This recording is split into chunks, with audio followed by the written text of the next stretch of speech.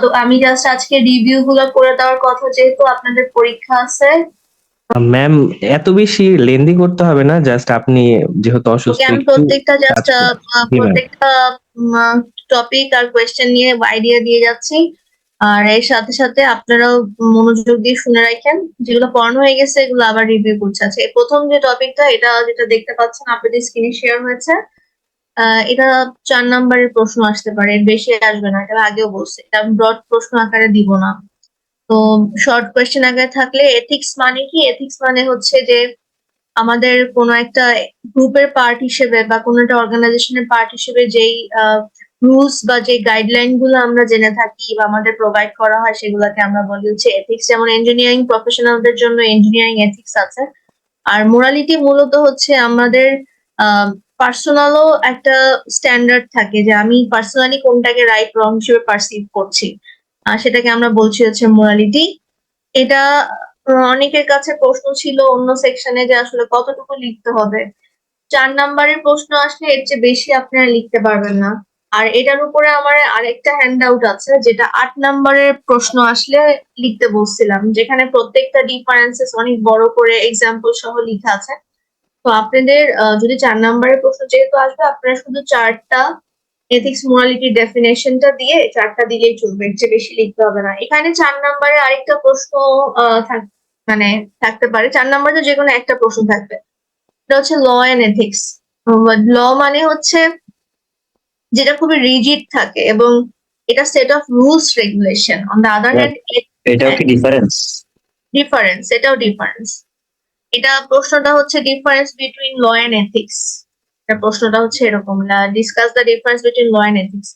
তো law usually enforce করে থাকে হচ্ছে ল এনফোর্সিং এজেন্সিস যারা আছে তারা। এথিক্সটা মূলত বিভিন্ন প্রফেশনাল সেগমেন্ট থেকে আমাদের একটা গাইডলাইন প্রোভাইড করা হয়, যে তুমি সার্টেন প্রফেশনাল হিসেবে এই কাজটা করতে পারো বা এটা তোমার অ্যাভয়েড করতে হবে, আদারওয়াইজ তুমি আনএথিক্যাল হবে ব্যাপারটা। এটাও মনে রাখতে হবে যে সব আনএথিক্যাল কাজই ইলিগেল না। আবার মানে কিছু কাজ আমরা আনএথিক্যাল বলতে পারি, এট দ্য সেম টাইম ইলিগেলও বলতে পারি, মানে আনএথিক্যাল এন্ড বোথ ইলিগেল। যে সকল আনএথিক্যাল কাজ, লাইক ফর এক্সাম্পল আপনি চাকরিতে অনেক ফ্রড করলেন, হ্যাঁ, অনেক টাকা আপনি চাকরির মাইরা দিলেন, তো মূলত এটা এখানে আপনার যে প্রতিষ্ঠান, সে আপনাকে যেমন টার্মিনেট করতে পারে, তেমনি কিন্তু সে লিগ্যাল অ্যাকশনও নিতে পারে, তার সেই এখতিয়ার আছে বা সে রাইট আছে। বা আপনি কাউকে মলেস্টেশন করলেন, হয়তো বা আপনি কোনো ফিমেল কলিগকে মলেস্টেশন করলেন, সেক্ষেত্রে চাকরি যেমন আপনাকে টার্মিনেট করতে পারে, সে চাইলে লিগেল রুলস রেগুলেশন অনুযায়ী আপনার শাস্তি হতে পারে। আসলে এথিক্স এবং ল এর ব্যাপারটা হচ্ছে যে, ল হচ্ছে যে ব্যাপারগুলো আমাদের লিখিত থাকে, এক্সপ্রেস করা থাকে সবকিছু, কিন্তু সব এথিক্সই আসলে লিখিত থাকে না, বাট ল গুলা কিন্তু খুব ওয়েল রেকর্ডেড থাকে। তো মূলত ল এন্ড এথিক্স এর মাঝখানেও এখানে ছোট্ট করে একটা স্লাইড দেওয়া আছে, আপনারা এখান থেকে এতটুকু লিখলেই চলবে। এটার থেকে মোরালিটি এথিক্সটা বেশি ইম্পর্টেন্ট ফর ইউর কুইজ। তারপরে লেকচার আরেকটা স্লাইডে যাচ্ছি। টাইপস অফ এথিক্স ছোট প্রশ্ন আকারে থাকবে, বড় প্রশ্ন আকারে না। এটা 4 নাম্বারের প্রশ্ন হিসেবে থাকতে পারে, যেখানে হচ্ছে discuss the different types of ethics. তো আমরা জানি যে এথিক্স এর যে ব্রাঞ্চ গুলো আছে, এর মধ্যে একটা হচ্ছে নরমেটিভ, আর একটা নাম ডেসক্রিপটিভ, আর একটা নাম হচ্ছে প্রফেশনাল এথিক্স, রাইট? নরমেটিভ এথিক্স মানে হচ্ছে যে আমাদের যেই এথিক্যাল ফিলোসফি গুলা আমাদেরকে বলে যে হোয়াট উই শুড ডু, আমাদের কোনটা করা উচিত মোরাল ওয়েতে অ্যাক্ট করার জন্য, এগুলাকে আমরা বলি নরমেটিভ এথিক্স। যেমন এখানে আমি হাইলাইট করছি utilitarianism, duty ethics and virtue ethics. এই থিওরি গুলাকে আমরা বলি নরমেটিভ এথিক্যাল থিওরি, বিকজ এই থিওরি গুলো আমাদেরকে সাজেস্ট করে যে কোনো একটা সার্টেন সিচুয়েশনে আমাদের কোন অ্যাকশনটা নিলে আমরা বলতে পারি যে এই অ্যাকশনটা আসলে আমি এথিক্যালি কারেক্ট একটা অ্যাকশন নিচ্ছি। তো এটাকে আমরা বলি নরমেটিভ এথিক্স। আর ডেসক্রিপটিভ মানে হচ্ছে কম্পারেটিভ এথিক্স, যে আমার একটা সিচুয়েশন থাকে, আমরা যখন একটা ভালো মন্দ চিন্তা করি, একটা মানুষ এই সিচুয়েশনটাকে ডেসক্রাইব করা, রাইট? এক একটা মানুষের ভালো মন্দ নির্ধারণ করার প্যারামিটারটা এক এক রকম থাকে, বাট বা এক একটা কালচারের মানুষ এক এক ভাবে আসলে ভালো খারাপকে নির্ধারণ করে।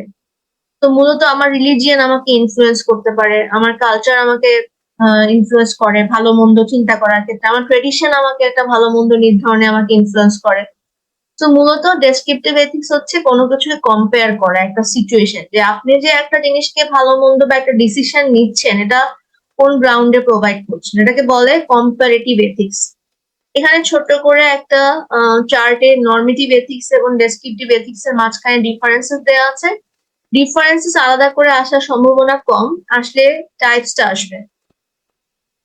টাইপসটা আসলে যদি আপনাদের মনে হয় যে আপনারা সময় পাচ্ছেন লিখার, তাহলে আপনারা এই চার্টটা দিয়ে দিতে পারেন। আর যদি মনে হয় যে আমাদের সময় নাই এত কিছু লেখার, তাহলে আপনারা 3টা টাইপস অফ এথিক্স ডিসকাস করলে হবে। অ্যানাদার হচ্ছে প্রফেশনাল এথিক্স। প্রফেশনাল এথিক্স এর মধ্যে ইঞ্জিনিয়ারিং এথিক্স হচ্ছে একটা পড়ে, মেডিকেল এথিক্স আছে, লিগ্যাল এথিক্স আছে, নানা রকম এথিক্স। আচ্ছা, এর পরের প্রশ্নটা হচ্ছে সিগনিফিকেন্স অফ ইঞ্জিনিয়ারিং এথিক্স বা significance of ethics for engineering professional, এরকম করে প্রশ্নটা আসে। এটা আমি ঠিক বলতে পারছি না যে এটা 8 নম্বরে দিব নাকি 4 নম্বরে দিব, but there is a chance যে এটা 4 নম্বরেও দিতে পারি, 8 নম্বরেও দিতে পারি। তো আপনারা দুইভাবে এটার অ্যান্সারটাকে প্রিপেয়ার করে রাখেন।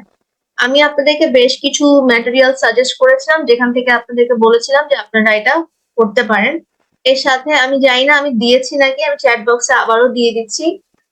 এটা আমি একটা ম্যাটেরিয়াল পড়িয়েছিলাম আর বইয়ে ছিল, আমার যতদূর মনে হয় আমি বলছি, মানে দিছি এটা শিওর। তাও আমি আজকে আবার দিয়ে রাখি, যেখানে ইম্পর্টেন্স অফ এথিক্সটা আপনি ভালো করে পাবেন। আর বইয়ের কত নাম্বার পেজ থেকে আপনারা ইম্পর্টেন্স করতে পারেন সেখানেও আমি আপনাদেরকে বলে দিয়েছিলাম। সো এটা অনেকগুলা জায়গায় এটা আছে, মানে সোর্স অনেকগুলো আছে, যেটা আপনাদের মনে হয় যেটা আহ সুবিধা আপনারা সেটা করতে পারেন। ওকে, ম্যাটেরিয়ালটা দিয়ে দিচ্ছে, দেখেন এটা আগেও দেওয়া হয়েছে। তাহলে এই প্রশ্নটা আমাদেরকে বড় প্রশ্নের আকারে প্রিপেয়ার করে রাখলে ভালো, তাহলে আমরা সেফ সাইডে থাকবো। বিকজ এটা 4 নাম্বারের আসতে পারে, 4 নাম্বারে আসলে ছোট করে লিখলেই চলবে। আর যদি 8 নাম্বার আসে তাহলে খুব ডেসক্রাইব করে এক্সাম্পল সহ সহ ভালো করে ডেসক্রাইব করে লিখতে হবে। এরপরে আছে স্কোপ অফ ইঞ্জিনিয়ারিং এথিক্স। মাথা ছিঁড়ে যাইতেছে পুরো বিশ্বাস যান। স্কোপ অফ ইঞ্জিনিয়ারিং এথিক্স হচ্ছে এখানে যেভাবে স্লাইডে দেওয়া আছে এভাবে লিখলে আপনাদের মনে হয় আপনারা সময় বেশি পাবেন না, এটা এর চেয়ে বেশি লিখার। তাও এটা আমি বই থেকেও আপনাদেরকে বলেছিলাম, চাইলে আপনারা ফলো করতে পারেন। বেশ কিছু পয়েন্ট দেওয়া আছে এবং আমি আপনাদেরকে এটাও বলেছিলাম যে এই প্রশ্নটা either scope of engineering ethics হিসেবে থাকতে পারে, অথবা থাকতে পারে যে ইঞ্জিনিয়ারদের কি কি রাইটস এবং রেসপন্সিবিলিটিস আছে। সো আপনারা মানে স্কোপও আসতে পারে, রাইটস রেসপন্সিবিলিটি আসতে পারে, বাট অ্যান্সার একই থাকবে। ঠিক আছে, এটা গেল হচ্ছে একটা। তারপরে আমরা এটা কি 4 নাম্বার কোশ্চেনে আসবে? 4 8 নাম্বার 8 নাম্বার, এটা শর্ট কোয়েশ্চেন আকারে আসার কোনো সম্ভাবনা নাই।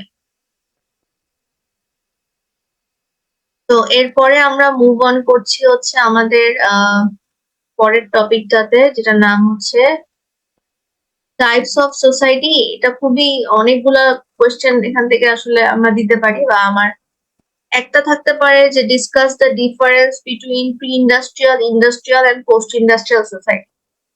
8 নাম্বারের প্রশ্ন আকারে থাকবে যদি এরকম আসে। সেক্ষেত্রে আপনার এটা একটা হ্যান্ড আউট আলাদা করে দিয়ে দিয়েছিলাম।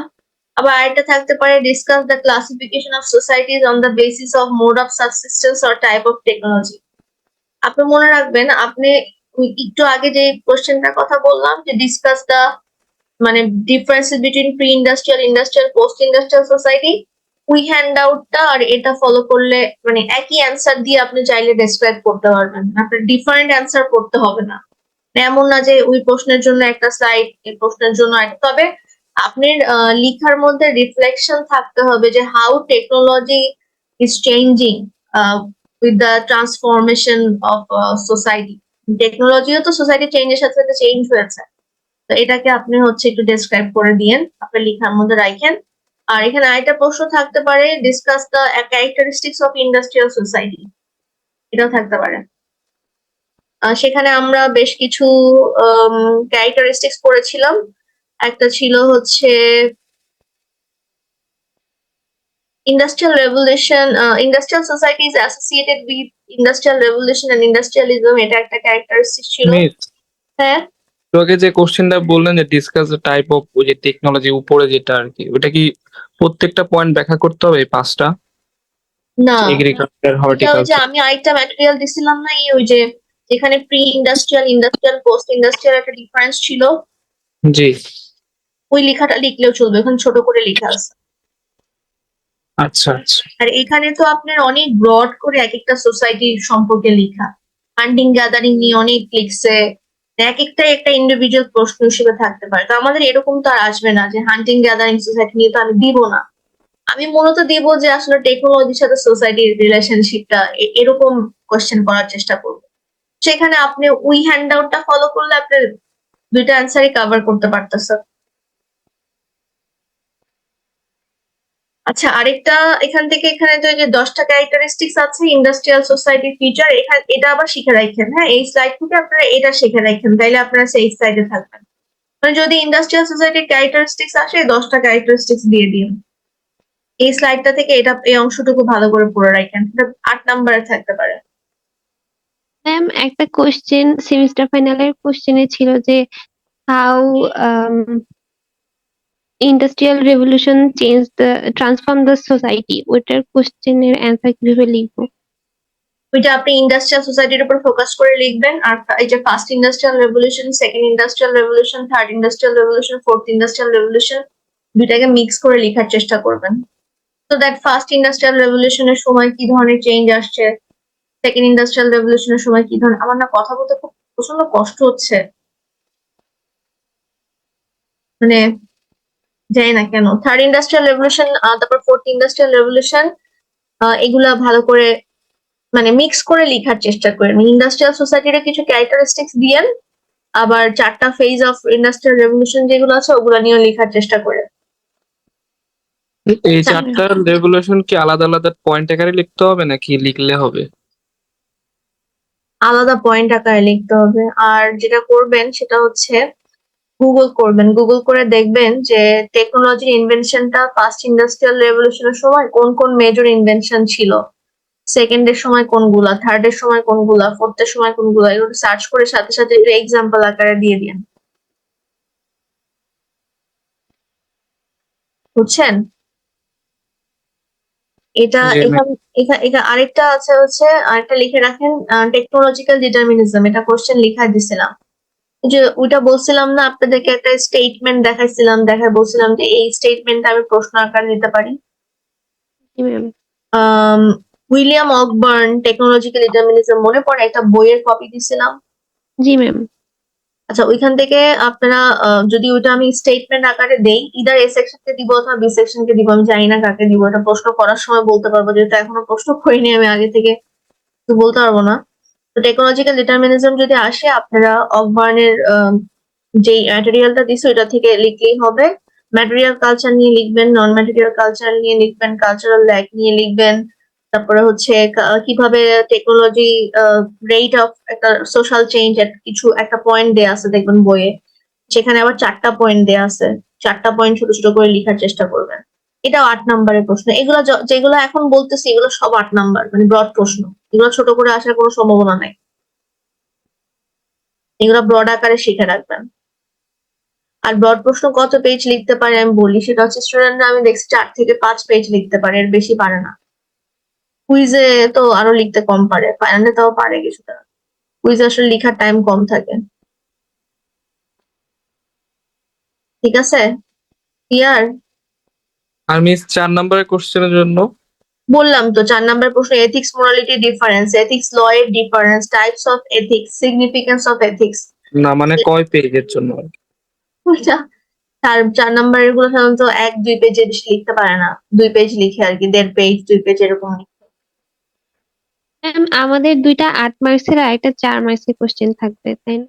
সম্ভাবনা বেশি। নিজের 8-4-8 এভাবেই সাধারণত এগুলা করি প্রশ্নগুলা। আমি সময় থাকলে আজকে কুইজের গতবারের প্রশ্ন দেখাই দিব না 2-1টা, তাহলে আপনাদের আইডিয়া হবে যে কেমন প্রশ্ন থাকতে পারে। আর আরেকটা টপিক আছে যেটা ইম্পর্টেন্ট, বেশি ইম্পর্টেন্ট আসলে, ওইটা হচ্ছে ওই যে বই থেকে পড়াইছিলাম, টপিকটাতে যাচ্ছি। এটা আপনারা সুন্দর করে একটা ক্লাসরুম অ্যাক্টিভিটি করছিলেন, মনে আছে? যে engineering task and possible problem, এটা একটা প্রশ্ন। এখানে অনেকে আমাকে জিজ্ঞেস করছে অন্য সেকশনে যে ওরা কোন কোন পয়েন্ট লিখবে, কারণ অনেকগুলো পয়েন্ট, অনেক সময় লেগে যাবে। সেক্ষেত্রে আমি ওদেরকে যেটা সাজেস্ট করেছি যে আসলে কিছু মেজর পয়েন্টস নিয়ে একটু বানিয়ে বা এক্সাম্পল সহ লিখলে ভালো হয়। মানে গদবাঁধা বইয়ে যা যেমনে দেয়া আছে এরকম করে না লিখে, ধরেন আমি কনসেপচুয়াল ডিজাইন নিলাম, তারপর একটা কোম্পানির এক্সাম্পল দিলাম বা এথিক্যাল প্রবলেম নিয়ে বললাম, সিমুলেশন প্রোটোটাইপিং নিয়ে বললাম, এরকম করে কয়েকটা পয়েন্ট পিক করে লিখলে হবে। আর এক্সাম্পল দিয়ে দিয়ে লিখবেন সব সময় এই ধরনের এথিক্যাল প্রবলেম গুলা বিভিন্ন কোম্পানি কিভাবে ফেস করে।